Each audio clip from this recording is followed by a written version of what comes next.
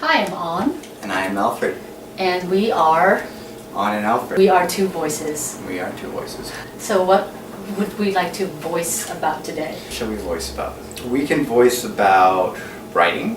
The joys of writing, We can perhaps? voice joys of writing. And follow up with the challenges. And challenges, yes. So why do you write? Because I think of the joys and I forget the challenges. I write out of compulsion. I write because I feel You just have to. I do. I write because I have an idea, and if I don't put it down, then it disappears. If I don't get it out of my head, it won't exist, and that's probably the main reason. Or it's actually just to make sense of my own thoughts, and it's a good way of processing, what's going on in my head. If I start writing it out, then the jumble, the crazy emotions that are conflicting and don't really seem to make sense of each other can be streamlined into something that does make sense. And then afterwards I'm like, okay, this is what I really feel, this is how I ultimately want to handle these feelings and emotions. So it was a cheap form of therapy, I suppose, at first, and then eventually I ended up wanting to actually come up with more interesting stories that didn't just have to do with myself. So that also helped a lot. I just like doing it. It's just something that, some people wake up and go, I want to go to the gym. Right. I wake up and go, writing. Although I don't like the process of it, because it's just work and it's... It can be challenging. That's the challenging part, to sit down and focus, because it's such a huge expenditure of energy, of mental energy and focus.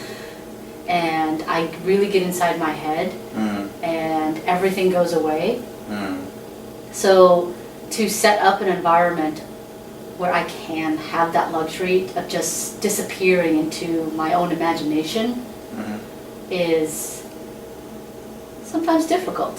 So but when I'm there, it's just amazing to meet these people, these new characters that you at the beginning is just a kernel of an idea, then it becomes more fleshed out, and then they have shape and form and emotion, and then they are real people, and you want to go into this mental room with them, this imagination room, and interact with them, and then see how they interact with other characters in other situations. And it's like my TV.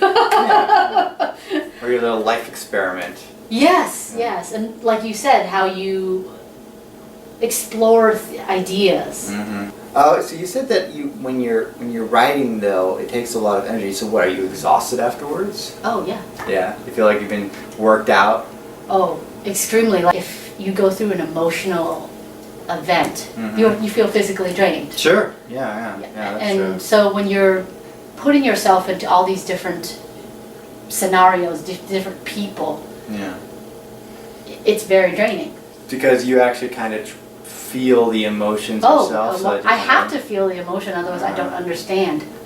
So when you say you get exhausted, it's because you're feeling the emotions that come to you from the characters that you're writing. And not only the emotions, but then you're sitting there and you have to step out of that and become the editor and the creator. It's like, okay, what does this room look like? What is this world?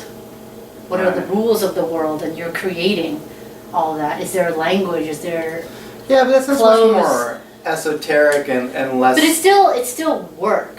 I don't know about all that, decoration stuff. I mean, like for it example, doesn't have to end up in the story. Yeah. But you put it in your head first. Yeah, because how can I really get someone and write about them if I don't understand that? But that's my process.